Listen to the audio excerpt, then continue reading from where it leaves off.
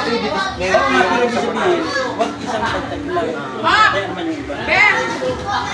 May sakalan yun na. Ayun, sakalan yun. Ay, yung makapal. Wag yan, may sakalan dito. Ayun, sakalan. Nakita ko kayo. Makatas. Yan ba natawagan mo kayo?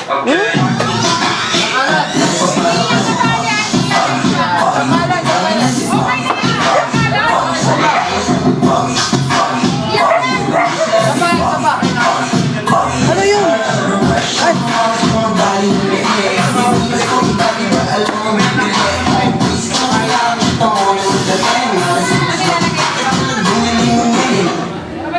Ay.